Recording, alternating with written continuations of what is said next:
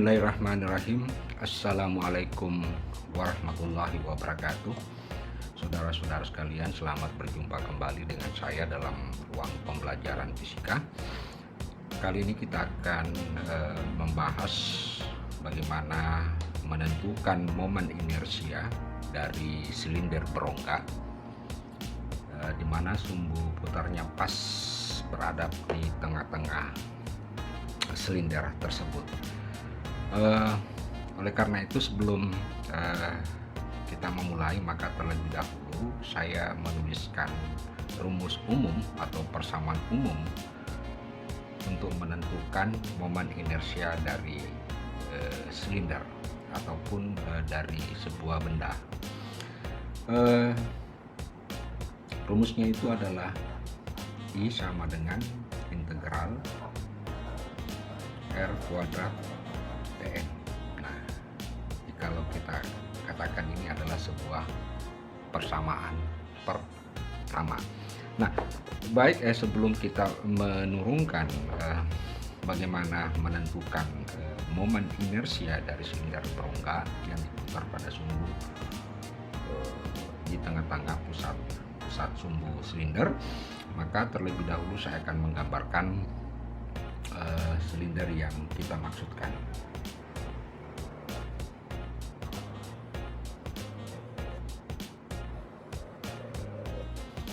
Jadi katakanlah silindernya berongga.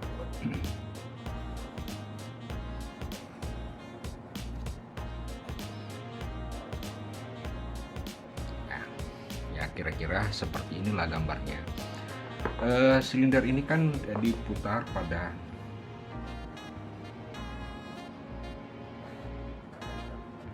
sumbu putarnya. Tentu kita ingin menentukan berapa besarnya momen inersia. Nah, sebelum kita menentukan, kita menandai dari gambar ini beberapa variabel-variabel. Yang pertama, katakanlah ini adalah panjang L, di mana panjang L ini adalah sebuah nilai konstanta. Kemudian yang saya gambarkan ini, katakanlah ini adalah jari-jari R1, jari-jari yang di dalam, dan ini adalah jari-jari yang di luar adalah R2. Nah, bagaimana cara kita menentukan momen inersianya?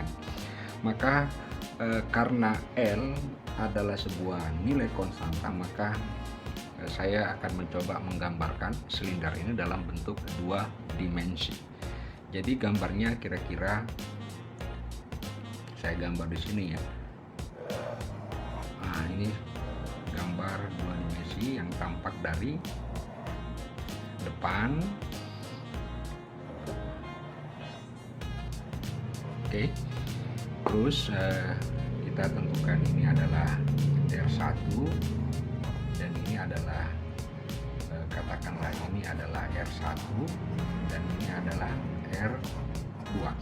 Nah, sebagaimana di dalam persamaan ini ada sebuah elemen dm.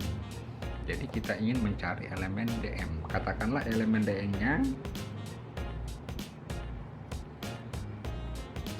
kita tarik. Ini adalah elemen,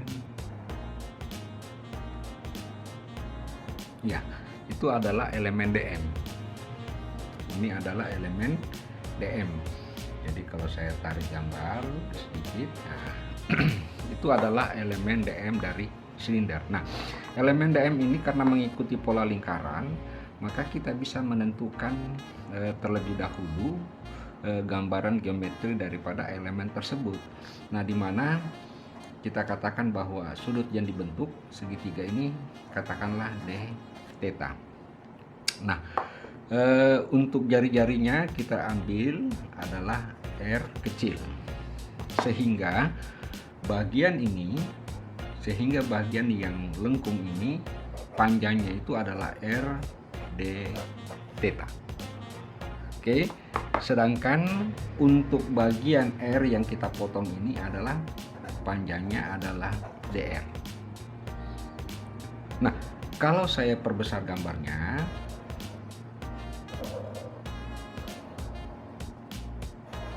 nah ini adalah panjangnya R d theta dan ini panjangnya adalah dr. Nah inilah yang kita sebut dengan elemen dm, tapi masih dalam gambar geometri. Nah setelah itu kita mencoba menggunakan rumus dm, di mana dm itu adalah rho kali elemen volume. Jadi ini adalah elemen volume. Karena L-nya adalah konstan tetap, maka kita bisa tuliskan rho L kali dA. Maka yang dimaksudkan dalam gambar elemen dA adalah bagian yang diarsir ini. Ya.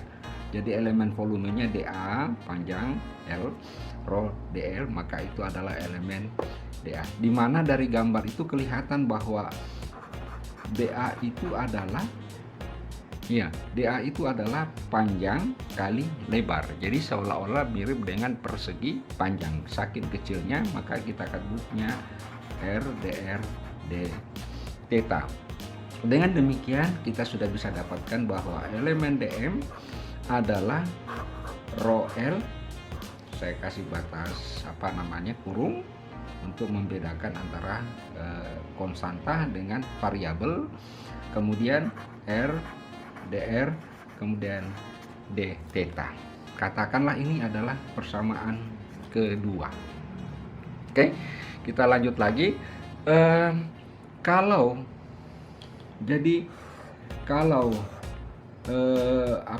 persamaan dua kita masukkan ke persamaan pertama ini untuk mengganti dm-nya, maka akan kita dapatkan momen inersia I dalam bentuk integral. Karena ini adalah sebuah konstantan, berarti bisa keluar rho L. Kemudian sekarang menggunakan integral lipat. Mengapa? Karena ada dr, ada d theta, dimana untuk batas R dari R1 sampai dengan R2, sedangkan untuk batas theta adalah dari 0 sampai 2pi. Oke. Nah, kemudian kita tulis dulu R kuadrat kali R dr d theta. Oke, sudah bisa dimengerti. Kemudian kita sederhanakan. Kita menyederhanakannya menjadi rho L dalam kurung, ya, saya pisahkan dari 0 sampai 2pi, ya, tulis d theta kali dari R1 sampai dengan R2, R kali R pangkat 2 berarti R pangkat 3 dr. Nah, ini yang kita sebut sebagai persamaan 3. Nah, setelah kita mendapatkan persamaan integral dari momen inersia ini, maka langkah berikutnya kita tinggal menyelesaikan integral tersebut. Tentu integral-integral yang berkaitan dengan persamaan 3 tidaklah terlalu sulit, maka bisa kita selesaikan seperti berikut ini.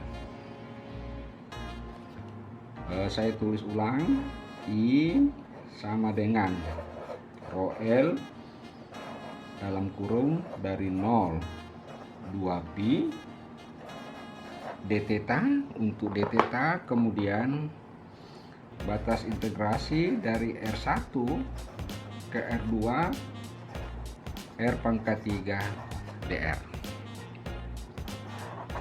Oke. Udah bisa dimengerti sampai di sini. Nah, berikutnya kita tinggal menyelesaikan persamaan integral ini, yaitu rho L.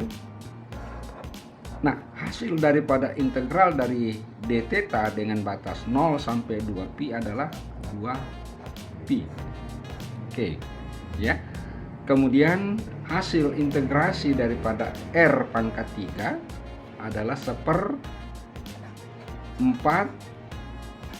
R pangkat 4 batas integrasi dari R1, R2 ya. Nah, oke, dari batas R1 sampai dengan R2. Nah, dengan demikian kita bisa tulis keluarkan seperempatnya. Oke, jadi tinggal 1/2. Maka kita dapatkan rho L pi per 2. Kemudian kita masukkan batas integrasi R2 pangkat 4 kurang R1 pangkat 4. Ya, ini bisa kita buat faktorisasi, ingat. Jadi saya buat dulu catatan. Jadi kalau ada A pangkat 2, B pangkat 2, ini kan sama dengan A kurang B, A ditambah B. Ya, A kurang B kali A ditambah B. Nah, ini bisa kita ubah dalam bentuk seperti I sama dengan pi rho L per 2 dalam kurung saya tulis R2 pangkat 2, kemudian saya pangkat 2 kan ya, kurang R1 pangkat 2, kemudian dipangkat 2 kan kembali. Oke, jadi ini sama dengan A, ini sama dengan B, jadi mirip dengan ini ya.